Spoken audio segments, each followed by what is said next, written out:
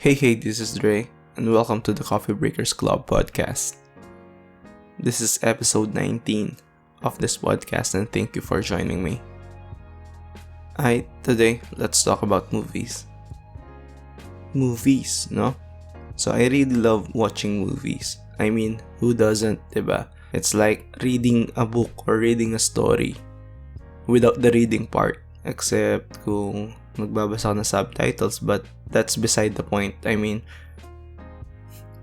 just you sitting down, relaxing, semi-shutting down your brain and just binging movies, diba? That's really something that's really, really fun to do.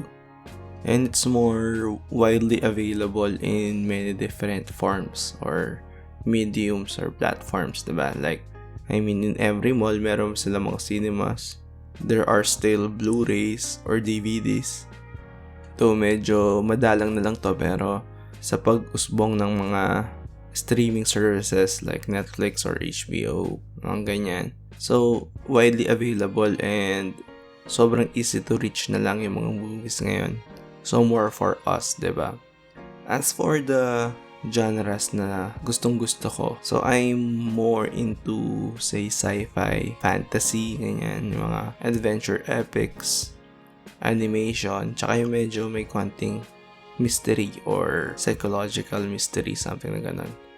So, yung mag-iisip ka talaga or yung parang mind blown ka after mong panoorin, yun yung mga gusto kong mga movies. Lalo na kung papanoorin sa sinehan mismo. So, yung mga sci-fi nga, fantasy, yung mga epic adventures, yung mga gusto kong pinapanood sa sinehan kasi feeling ko mas sulit sila. The production value is much higher, I think, yung mga budget na ginamit. So, mas sulit. So, this is the same reason why I don't like watching horror, romance, at saka comedy sa sinehan kasi, you know, okay din naman silang panoorin talaga pero I'd rather watch them, say, in a DVD or a Blu-ray version rather than seeing them in the movies. Lalo na yung horror. Like, I didn't pay, say, SM cinemas para takpan ko lang yung mata ko habang, diba? Para nagsayang ka ng pera. So, hihiramin ko na lang yung Blu-ray nyo, ganon, ng bala nyo. Tapos doon ko lang siya papanoorin. The very first movie na natatandaan kong pinanood ko is actually Jurassic Park. Now, Jurassic Park came out, according to my Wikipedia search, is 1993. So, hindi ko naman siya pinanood sa sinehan. No, that's not it. Pinanood ko siya sa isang VHS tape. So, I think that copy came from a relative from US and then sinend lang niya sa amin sa isang package, diba? Sa isang balikbayan box.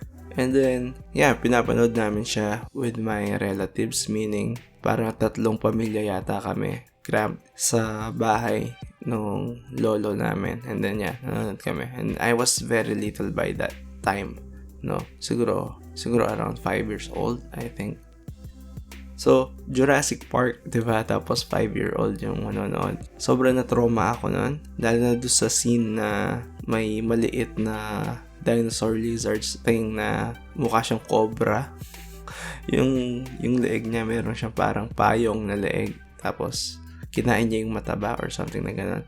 So, nung lumitaw yung dinosaur na yun, tapos pinakita nga niya yung umbrella neck niya. Sobrang nagulat ako na napatayo ako sa pagkakaupo. Tapos tumakbo ako papasok doon sa isang kwarto. Tapos din ako lumabas hanggat hindi pa tapos. So, yun. First movie experience ko. Traumatic ka agad.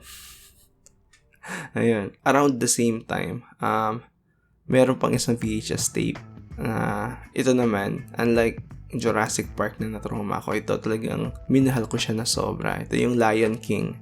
Halos araw-araw ko siyang pinapanood. No joke, halos araw-araw kasabay nung bunso kong kapatid. So kami dalawa, pinapanood namin siya.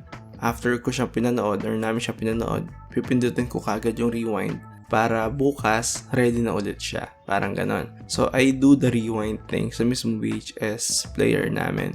Yung iba kasi meron silang special na VHS rewinder. Yung kulay red na mukha siyang race car. Kasi papasok mo yung VHS tape mo and then yung tanging trabaho nyo is i-rewind yung tape.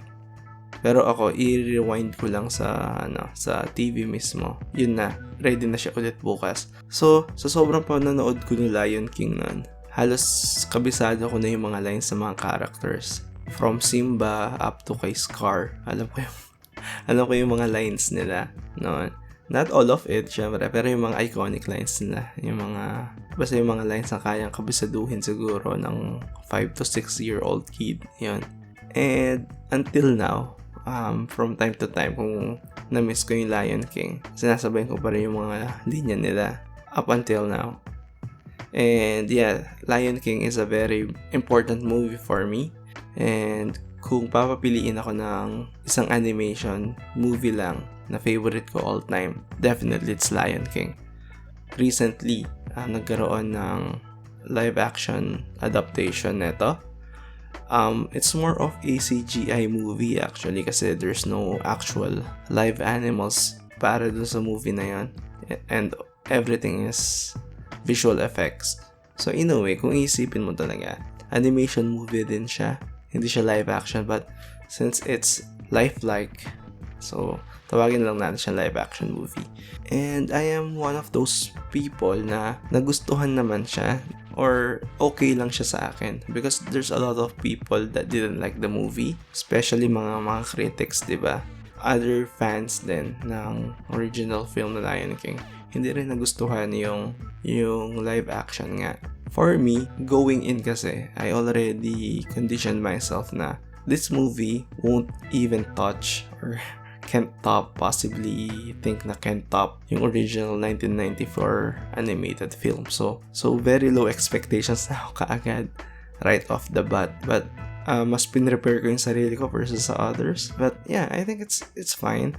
I mean, the other criticisms are true naman, like syempre since nga they are going to the realistic route, hindi expressive yung eyes and whatnot, and that should be expected kasi nga kung tunay na animals yan, hindi naman sila OA mag-react like kung ano yung mga reaction sa animated film. So again, I already expected that even before going into the cinema, so I guess kaya naging okay lang siya sa akin. Do I recommend it? Panoorin nyo na lang yung animated film kung sakali kasi wala naman sila masyadong binago. So, it's the same story told in a better way. So, animated film na lang. Yung pinaka-first full-blown cinema experience ko is watching The Phantom Menace. So, this is the Star Wars first episode film, yung Phantom Menace. And I watched this with my father. I think he is fresh from Saudi noon. Parang ganun din.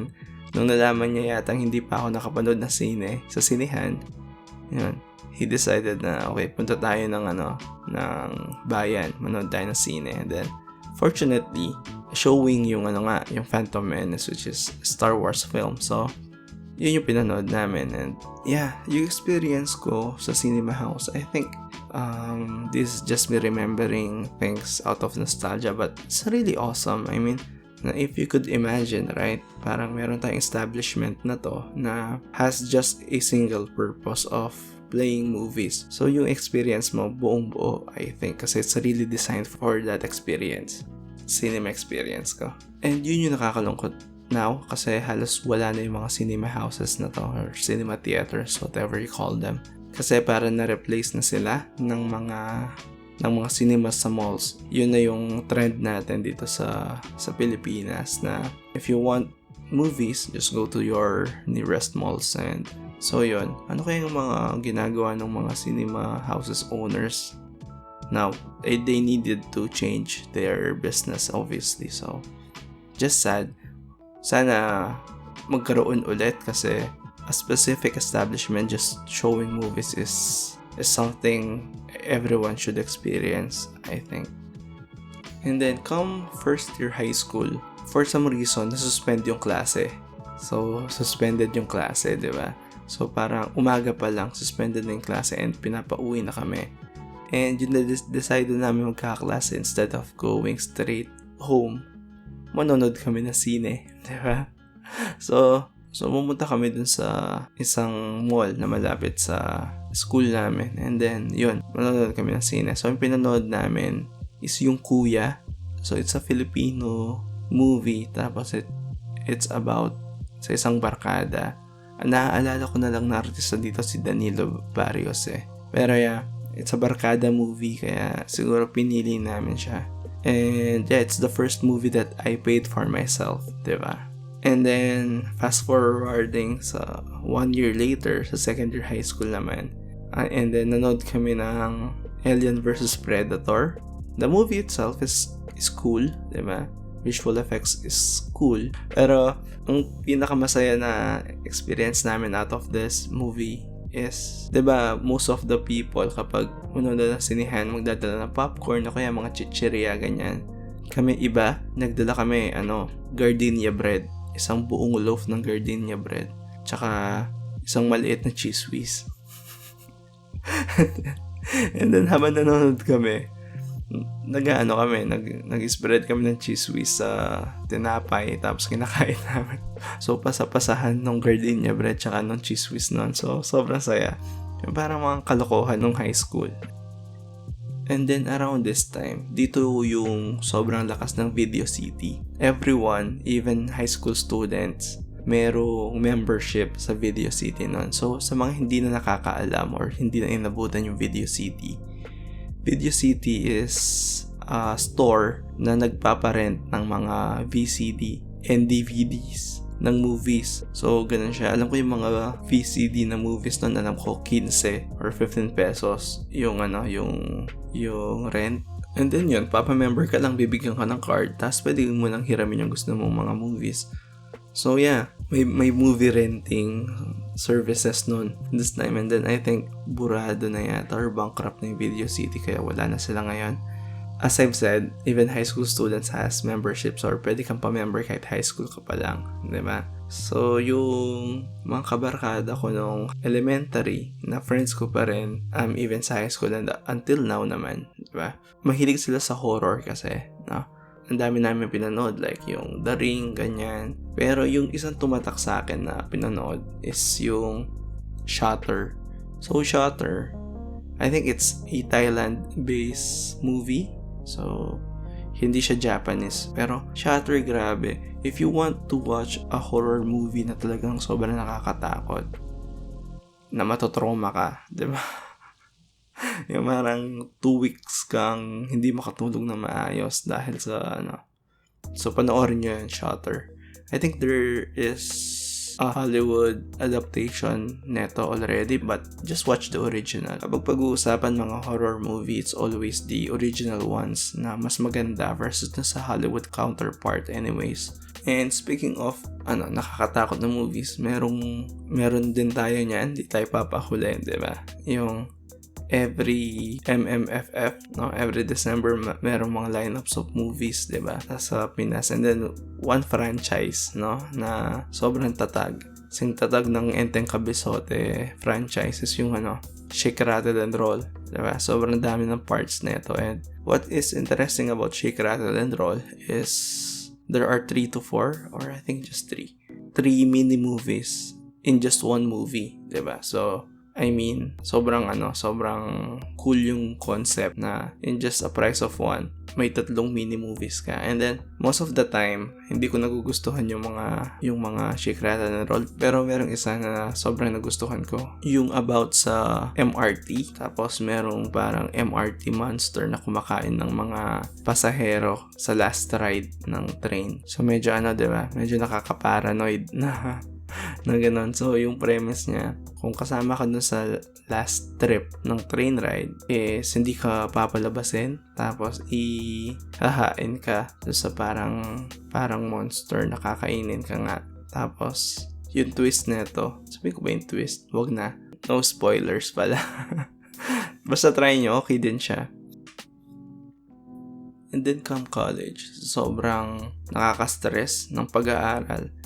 Minsan, kasama nung friend ko, kaklase ko, is nanood kami ng movies. Now, we're both males, so awkward kaming manood na sine na kaming dalawa lang. So, we always require someone else to come with us. Parang ganun. So, mag-aaya kami ng isa, kahit sino na gustong sumama sa amin. Diba nanood lang kami ng movie? And then one particular movie na going in, hindi namin alam or wala kaming idea, ni isang thriller wala ako napanood, ni isang article sa dyaryo wala ako nabasa regarding this movie. So we are going in blind for this particular movie. And wala lang, pinili lang namin siya kasi siya yung pinaka-appealing sa lineup nun na time na manonood kami. So as I've said, we are watching movies nun without just to distress essentially. So kahit ano yan, papanoorin namin. And come to our surprise, habang pinapanood ko siya, okay, during ng kalagitnaan siguro na pinapanood ko yung movie, parang naiisip ko, parang okay to parang okay tong story na to parang ganon yung nasa isip ko, parang it's a pleasant surprise na, diba? And at the end of the movie, sobrang epic niya para sa akin, na sa loob-loob ko sabi ko, oh, so solid itong movie na to, I really liked it. And then paglabas, and then tingin na lang kami ng friend ko nga, tapos sabi ko, ang ganda ng movie, diba? Tapos sabi, ako nga so sobrang pure ng experience na nangyari. And this movie is How to Train Your Dragon, yung pinakauna. So sabi ko nga, there's no much hype around it, unlike do sa mga Pixar movies na nakasabayan niya or during this time, diba?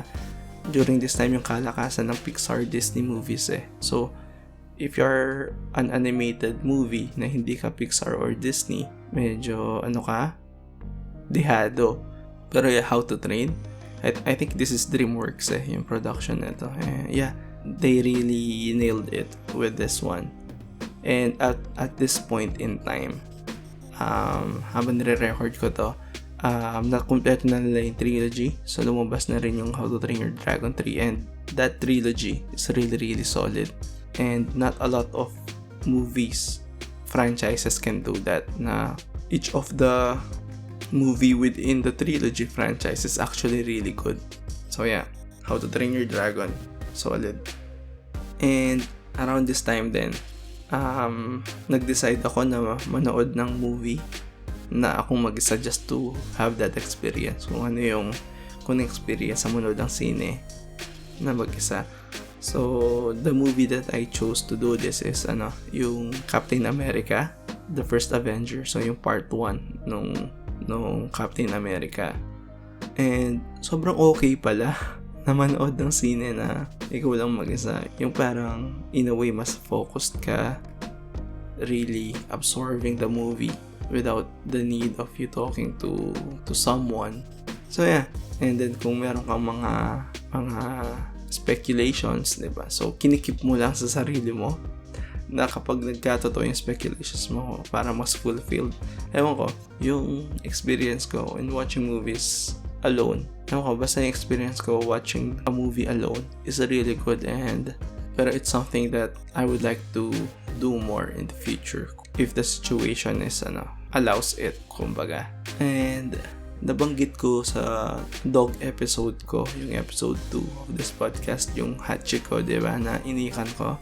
So yung iyak ko dun sa Hachiko is more on masakit kasi namatay nga si Hachiko, pero parang medyo feel good siya in spirit form or whatever. Nag-reunite sila nung owner niya, diba? So it's a good cry, diba? It's a good cry, yung parang it's a fulfilling cry, diba? Pero itong movie na to, ito yung nagpaiyak sa akin na sobrang na-trauma ako. And ito yung ayokong panoorin ulit. Parang one viewing is enough. And it's called Grave of Fireflies. So, Grave of Fireflies, parang siya, parang nakadisguise siya na mukha siyang Ghibli film, 'di ba? Pero sobrang bigat ng story yan. Sobrang ang hapde sa dibdib ng movie na to. Sobrang bigat ng movie na to na solid akong umiyak more than the Hachiko, 'di ba? Tapos yung iyak na to, yung iyak na masakit. Parang ganon. Sabi ko nga, sobrang traumatic, so ayoko na siyang panoorin ulit, but it's a really good film na everyone should experience kasi nga the message is really good and whatnot, and it's worthwhile sharing. Try nyo din, diba? Samahan nyo kami na nasaktan sa sa movie na to. So yeah. And siguro yung last movie na gusto kong i-highlight for this episode is yung Pulp Fiction. Pulp Fiction, kung gagawa ako na top 10 list out of the movies na na-discuss ko in this episode so far is yung Lion King. Siguradong andun yun. How to Train, hindi ko alam kung papasok siya sa top 10 ko. I still don't have my list, by the way. Wala pa akong existing list, pero sure na nandun yung Lion King syempre. Kung di siya top 1, top 2 siya, definitely. Pero Pulp Fiction is papasok din talaga sa top 10 ko. Actually, on the top of my head right now, naglalaro yung Lion King tsaka yung Pulp Fiction sa number 1 spot ko. So, ganun ko siya kagusto. Kasi for me, this movie is one of the perfectly executed films. I mean, if you are going in blindly, like me, na walang masyadong idea kung ano yung premise ng movie, sobrang mabibigla ka talaga na it's a really different viewing experience. So, I won't dive into kung ano yung execution mismo ng movie, pero just the soundtrack alone is one of the greatest na kaagad. Yung mga songs na ginamit nila is really something na sobrang solid. So, kung maalala nyo yung Guardians of the Galaxy Volume 1, diba? Yung mga songs doon, diba? Epic na yung mga yon na ang daming naghanap ng mga kanta ng mga ginamit sa movie na yon. Try nyo yung sa Pulp Fiction, guys. I mean, syempre, Pulp Fiction is an older movie and then it uses older songs, pero sobrang okay talaga. Sobrang iconic nung mga ginamit nilang soundtrack. And yung okay sa kanya, after you watch the movie and you hear the song elsewhere, diba? Parang associated na yung mga kanta na yun sa Pulp Fiction mismo. Doon sila mas nakilala. Parang ganun. And then yeah, so this is starring Samuel L. Jackson, diba? Si John Travolta, si Uma Thurman, tsaka si Bruce Willis, diba? So, very jam-packed yung mga artist na nag-star dito. Tapos, directed by Quentin Tarantino, diba? So, what do you expect? Sobrang epic ng movie na to. And I think this is the movie na nag-catapult kay Quentin na maging sobrang mainstream na director. His first movie is yung Reservoir Dogs. So, it's actually has the same feel of Pulp Fiction, pero mas maganda yung Pulp Fiction in my opinion. Both film uses the same formula actually, pero mas na perfect siguro ni Quentin sa Pulp Fiction yung formula niya. And yung nagdadala ng movie na to is actually the dialogue. So there's a lot of things going for it. The soundtrack, the premise or the context of the movie, tapos idagdag mo pa yung mga dialogue. So sobrang memorable ang mga lines na ginamit dito na talagang tatatak sa'yo, diba? So yeah, I can't really stress how much I love this movie, so please try it out. So yeah, I hope you will give it a try, not just this one. So you can watch all the movies that I've mentioned in this episode, diba? Just live your life, parang try many things. So if you want to try all the movies that I've talked about, please do. Pero kung meron lang isa or dalawa akong isasuggest, Pulp Fiction is one, Grave of Fireflies din siguro, Lion King, I think by this time, right? Siguro kahit 99% of us already watch Lion King, so you can omit that one kasi feeling ko napanood yun na. Pero yeah, Pulp Fiction tsaka Grave, try them. And yeah, with that, let's move to the 3-in-1 questions. First one, top 5 movies of all time mo. So, if you have a list of your top 5 movies, please share them. Second one, first movie you watch in the cinemas. Diba? And kung pinanood mo to sa mga cinema houses, extra points for that. Diba? And then, third one, something fun lang na if you could describe your love life using a movie title, what is it? Diba? So, describe your love life using a movie title. So, yun. Siya na nga. The coffee break is over. Catch you in the next one. Cheers.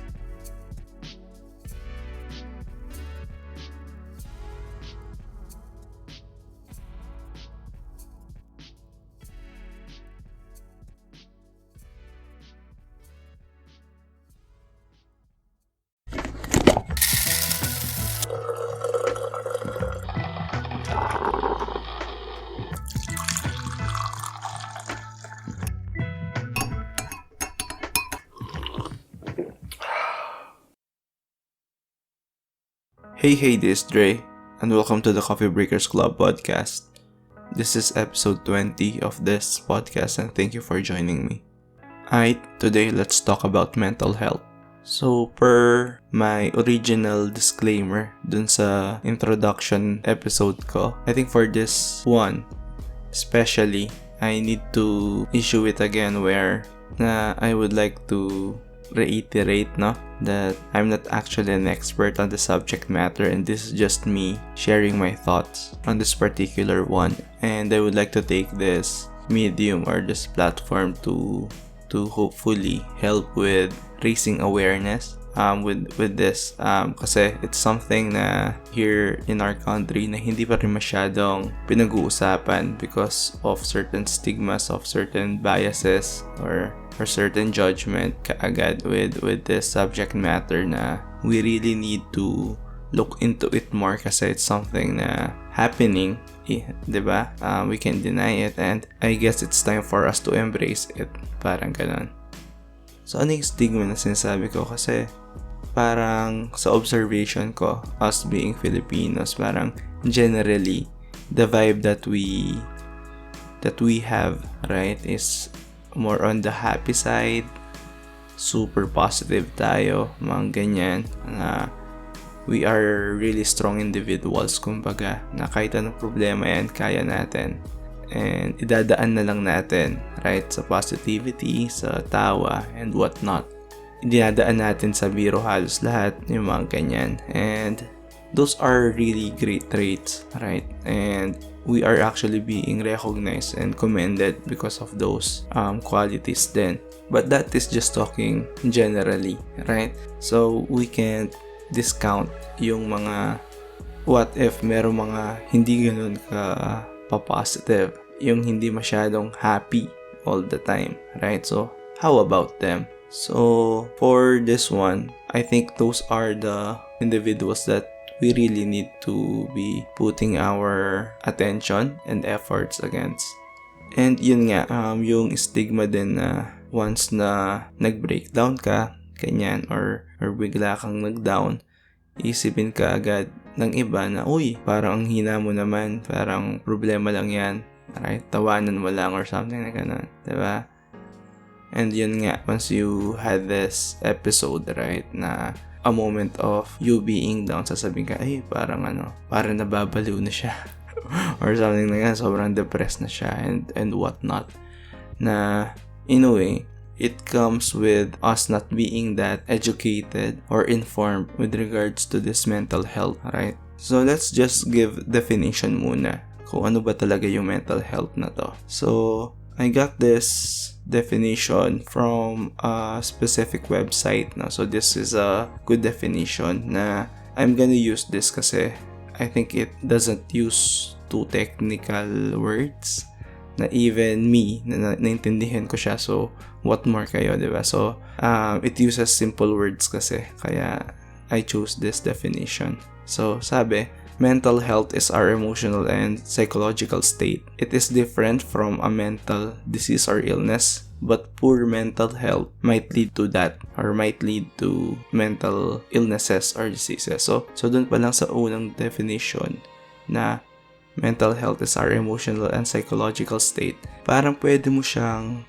i-relate, right, sa physical health mo. So there are two sides of the coin, kumbaga. So ito yung pinaka full well-being mo. So on one side is your physical health, and then the other side is your mental health. So ibig sabihin, Okay, kapag sinabi nating mental health, so we are just talking about your general state, kung kumusta yung mental health mo, yung mental side mo, kumbaga.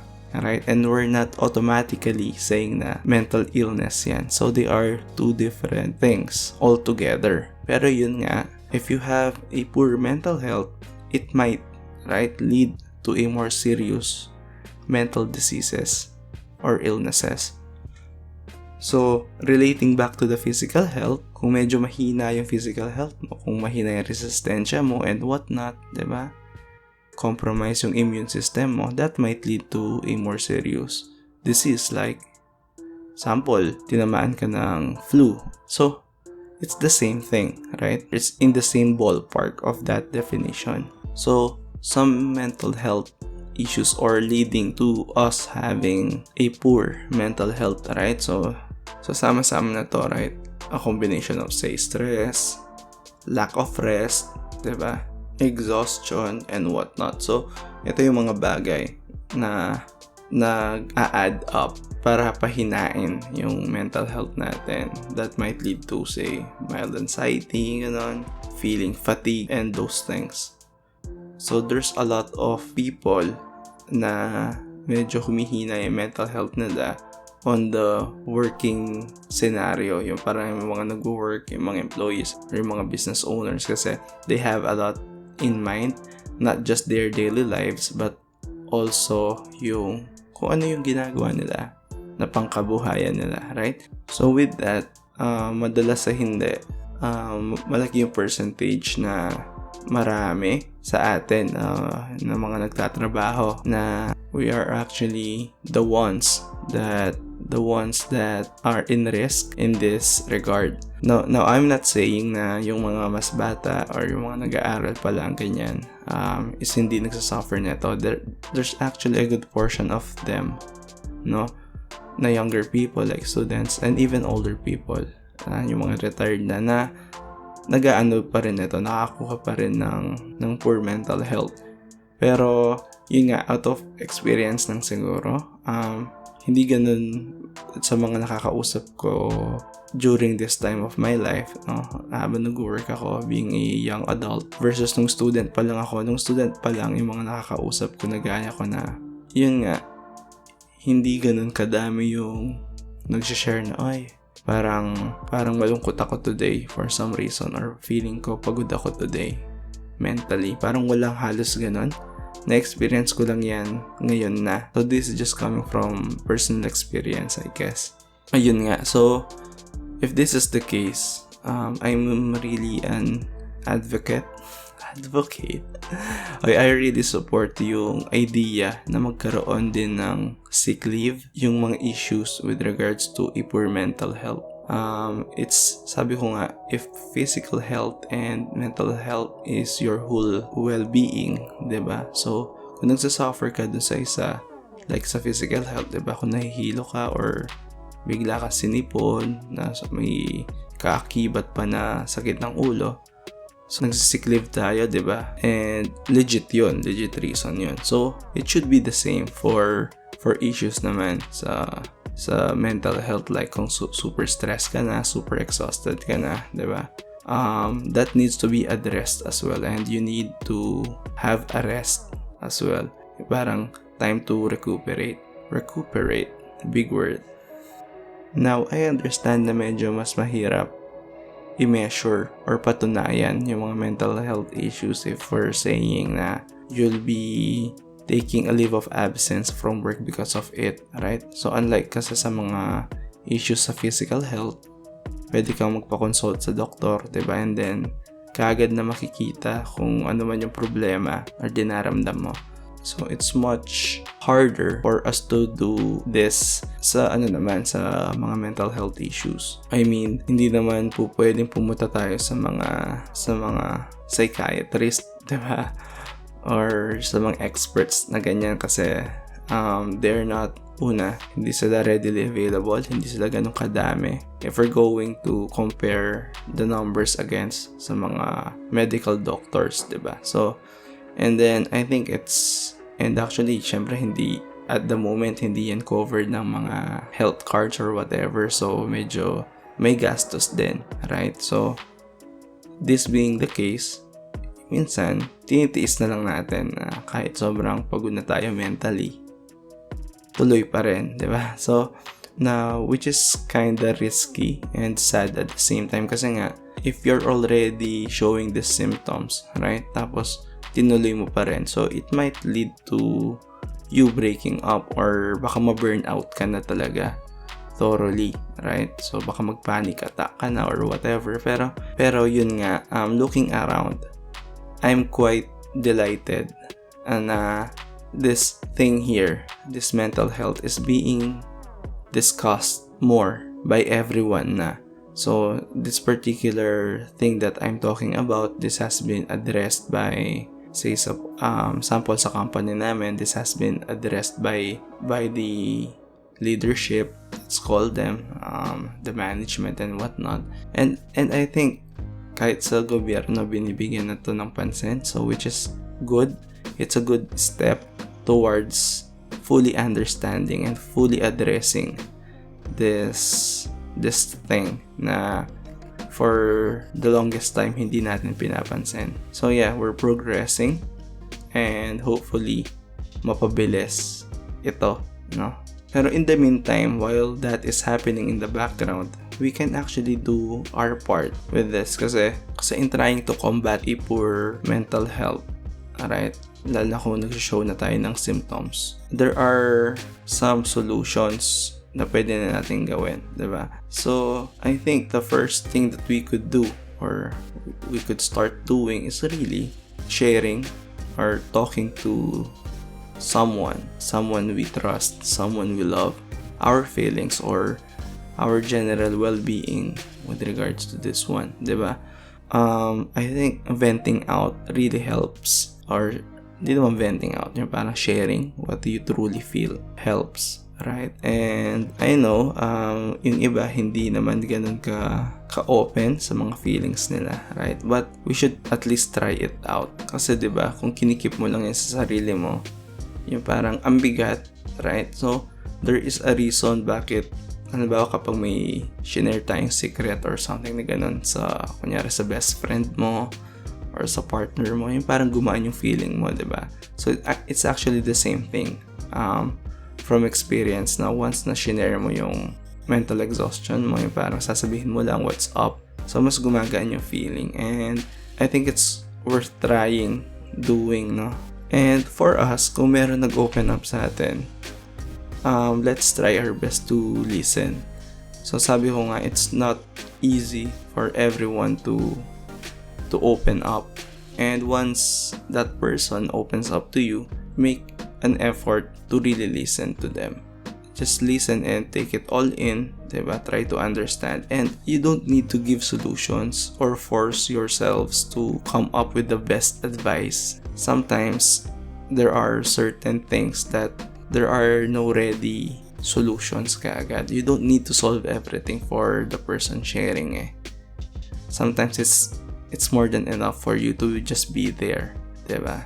Be there and listen, to provide comfort if it's welcomed by the other person. Kumbaga, be a shoulder to cry on if needed.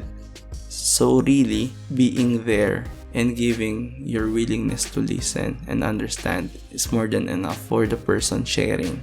And huwag tayong mag-stop dun naman na mag-aantay lang tayo na mayroong mag-open up sa atin. You should reach out then, or we should all reach out to people. Ask people that you love or you care about, how are they? Diba? How are they doing? Kumbaga. And really do ask. Sometimes kasi automatic na natin sasabihin, okay lang. Ay, okay lang ako, I'm fine. Ganun lang. Lagi, di ba? Humatic questions give you automatic answers then. So, once you've asked, it's worthwhile then, or it's a good idea to ask again. Really, are you okay? Something like that lang.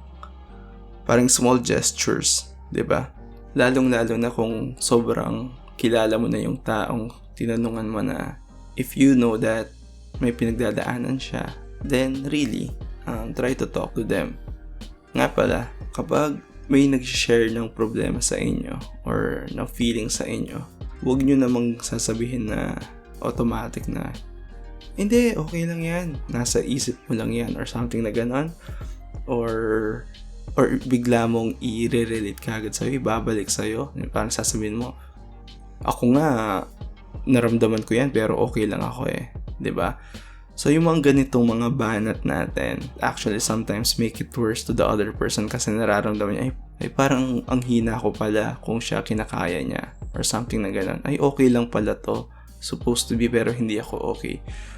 So, imbis na nakatulong ka, sometimes, mas na-down mo pa yung tao. So, sabi ko nga kanina, you don't need to provide solutions naman.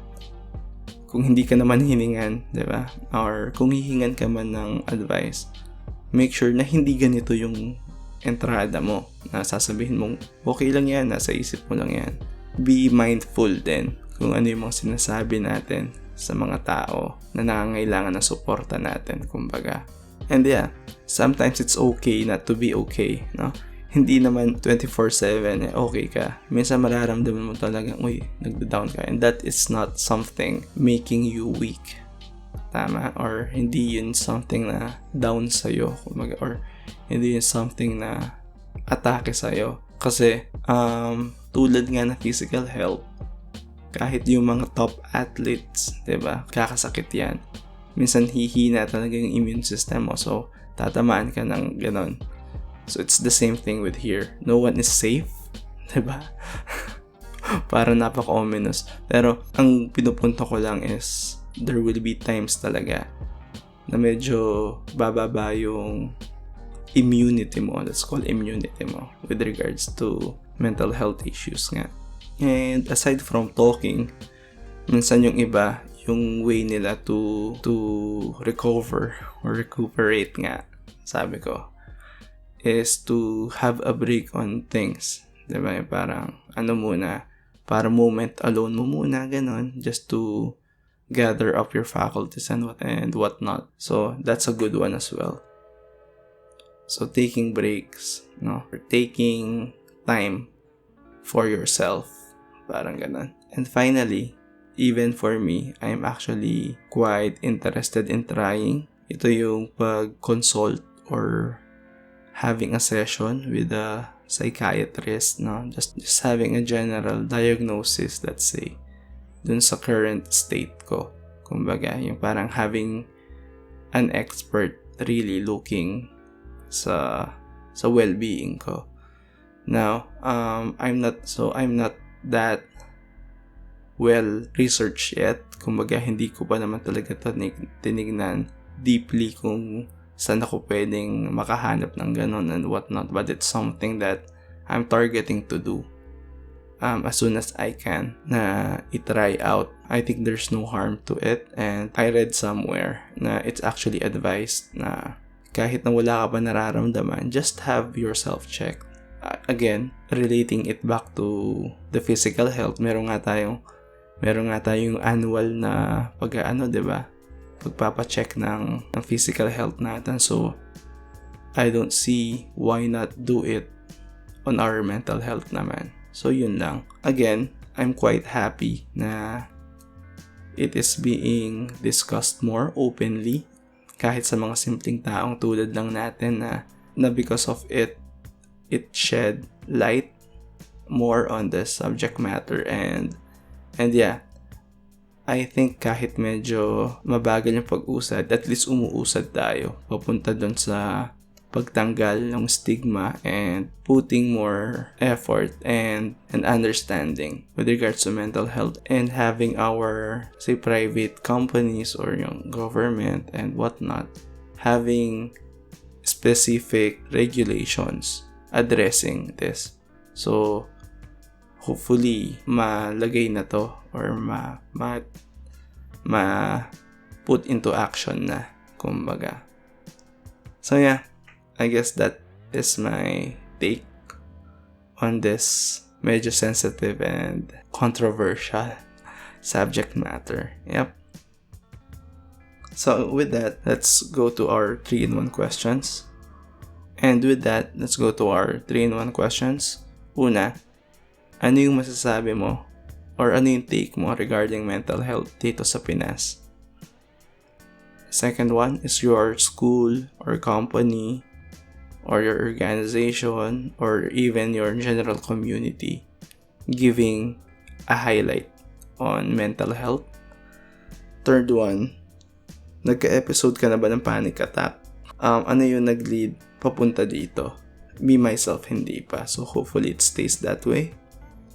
Ayun, siya nawa. The coffee break is over. Catch you in the next one. Cheers.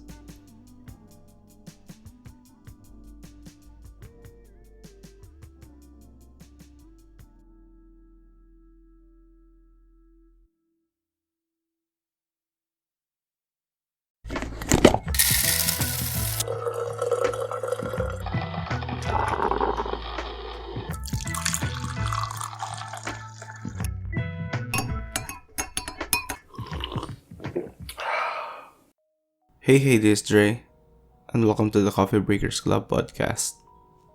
This is episode 21 of this podcast, and thank you for joining me. Today, let's talk about performances. So this could be either singing, dancing, acting, and all of those, and doing it in front of an audience. So either you are on a stage and whatnot. Basta ito yung mga bagay na kailangan mong i-present. Tapos sa harapan ng isang audience ng mga madlang tao, diba? So, sa akin, hindi ako masyadong para dito. Let's just say na ganon. Na I'm really keen on not doing it. Or na I'd rather just join the organizing body. Kung hindi naman, magpa-props na lang ako.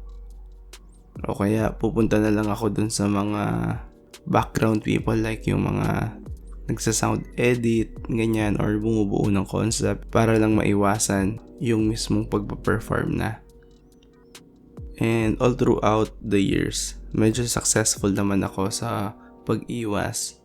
Diba? Pero that being said, meron pa rin mga ilan-ilan na nakalusot na no choice ako kung hindi sumali sa mga ganito. So, this episode is all about that. Me sharing all the pain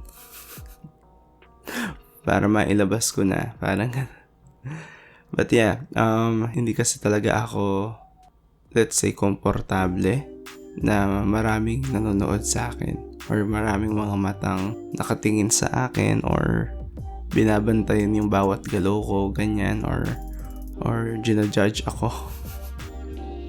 Alam mo yun? So, ako nga yung tipo ng tao na kahit yung mga kakilala ko lang yung mga nagpa-perform, kinikilabutan na ako, diba? Parang nagkikringe na ako ng konti. So, what more kung ako yung mismo magpa-perform, diba? So, I'm that type of person na madaling mahiya or mag-cringe sa mga ganitong klaseng bagay. So, unang sabak ko sa Limelight. Diba? Limelight, Nax. Ginawa namin to sa isang birthday party. And I'm about, say, 8 or 9 years old siguro. Basta batang-bata pa ako. And sabi ko nga, sa birthday party to ng isang 1-year-old baby na nakatira sa kanto namin. So almost all of the kids sa kanto namin is invited. And then gagawin to sa isang resort. So parang bonggang birthday party. Parang ganon, all out talaga. So ang sabi ng mga parents, siguro yung naisip ng mga parents ng bata is igugrupo-grupo yung mga kids. Most of them yung mga magpipinsan, ganyan. Tapos they'll perform, ganon. So parang kami yung entertainment for that party, parang ganon. Meron namang clown, pero gusto pa rin nila meron mga sumasayaw na bata for some reason. And napunta ako dun sa isang group na most of these kids are magpipinsan. Tapos iilan lang kami, siguro mga 4 lang kaming parang hindi naman nila pinsan, pero ginrupo kami sa kanila. And nung nakagrupo na namin sila, they have been actually been practicing for some time. So meron na talaga silang song, meron na silang steps, ganon.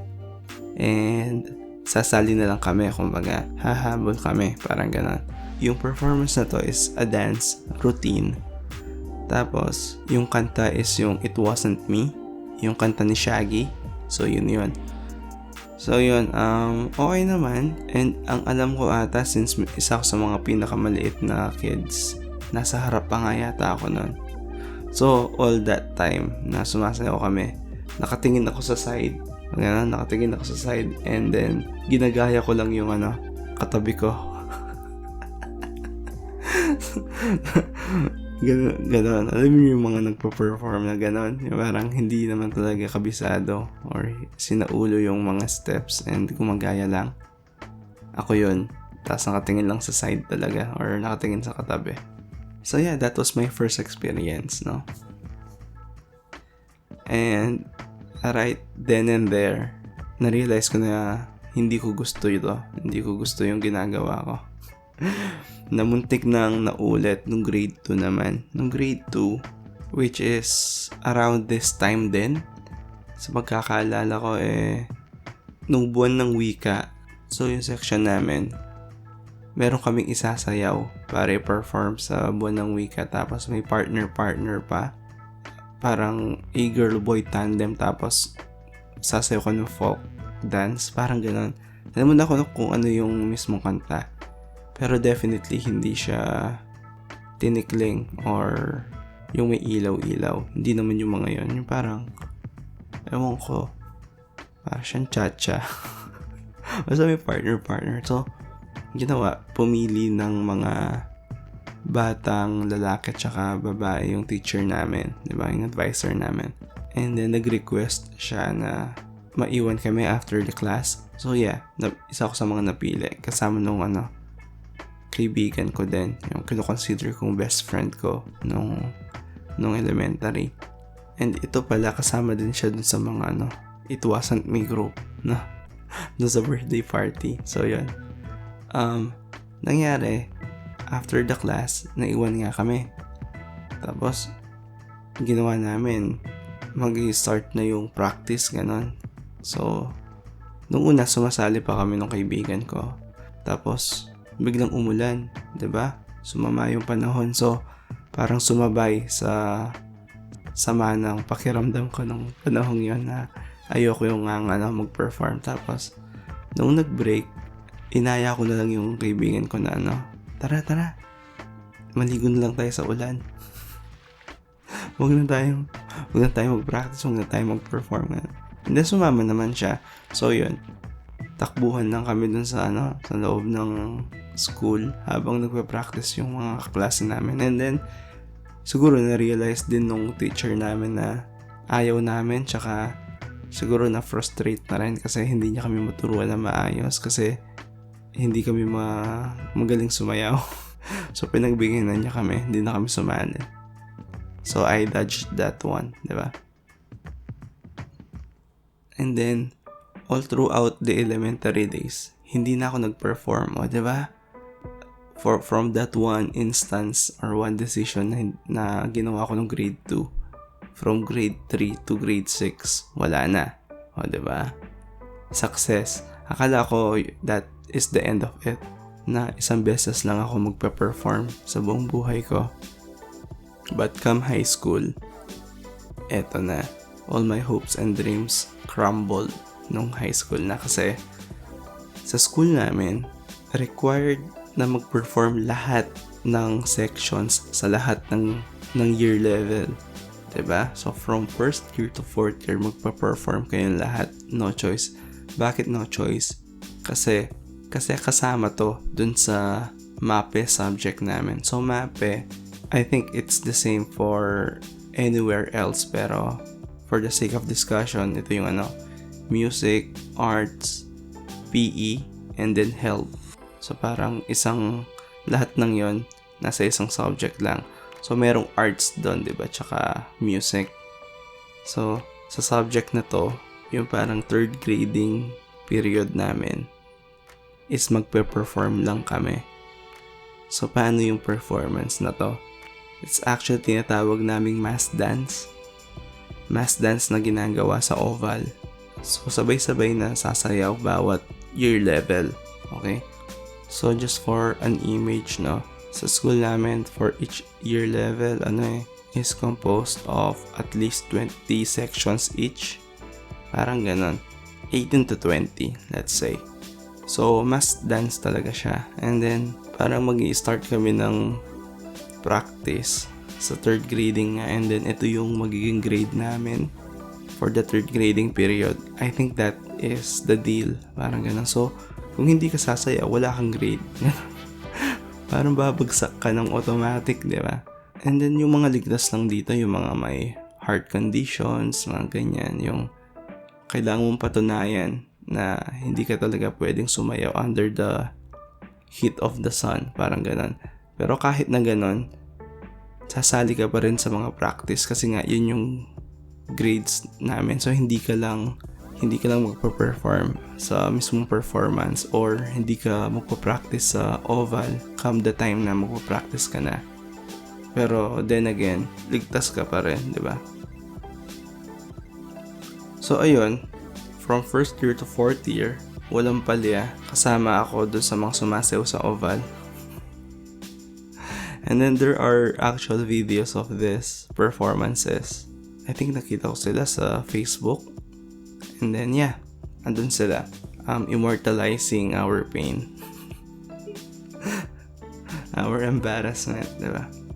And then come college, meron din mga performance ng colleges nung kasi sa school ulit namin, each college naman meron mga tinatawag na college days. So halimbawa, one for engineering, one for business and accountancy, nursing, ganun. So there are specific days para sa kanila na it lasts 2 to 3 days, ganyan.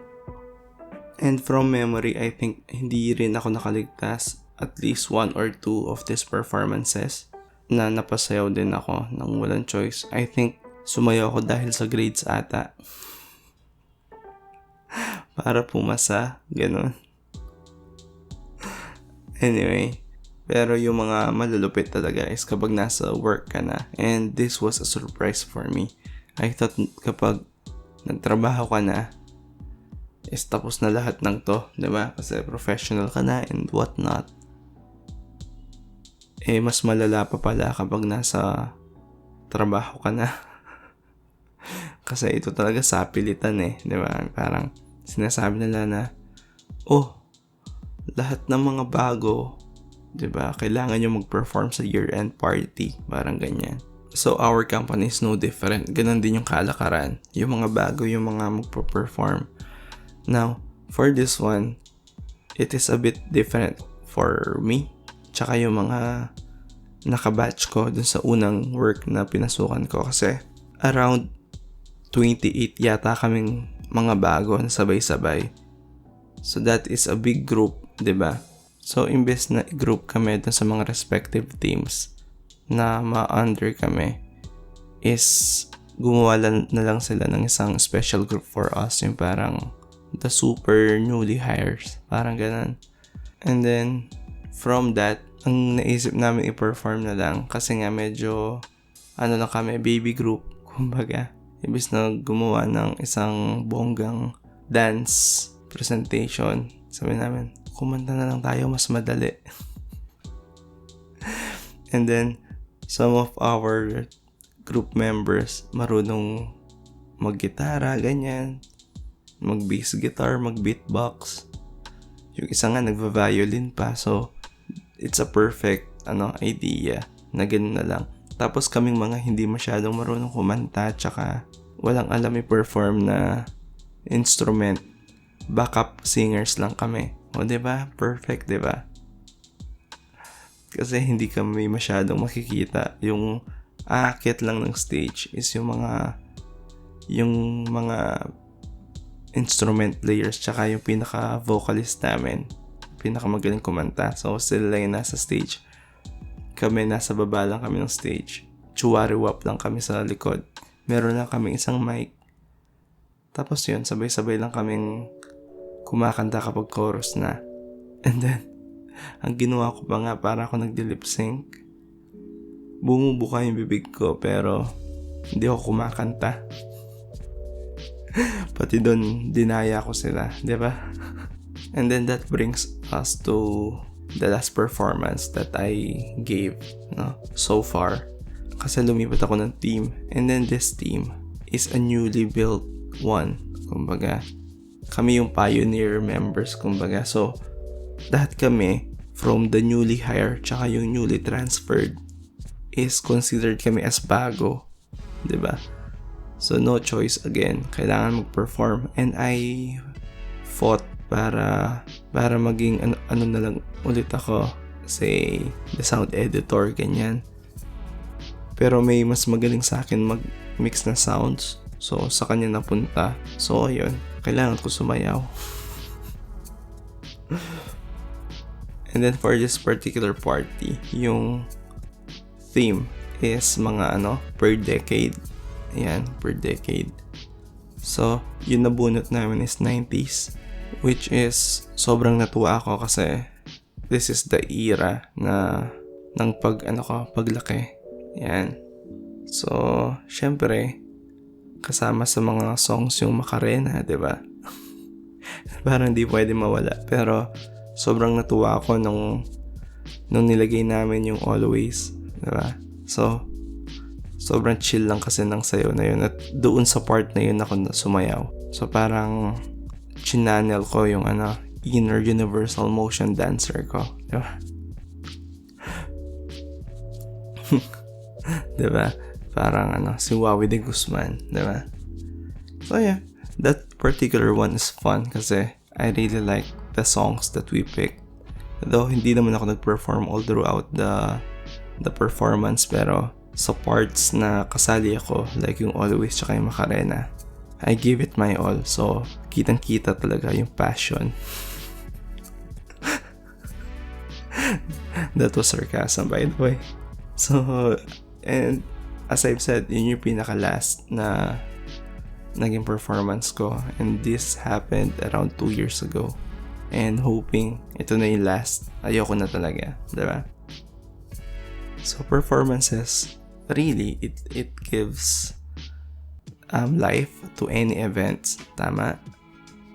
But it's only fun kung ikaw yung nasa audience and ikaw lang yung tagapalakpak. Kumbaga, that is the role that I want. So, mga ganitong bagay. And yeah, let's go to our 3-in-1 questions. First, sumayaw ka din ba sa year-end party nyo? Number 2, meron din ba kayong mass dance nung high school kayo? And then lastly, ilang beses ka nang nag-perform? Alin yung pinakamasaklap? Siya naman, the coffee break is over. Catch you in the next one. Cheers.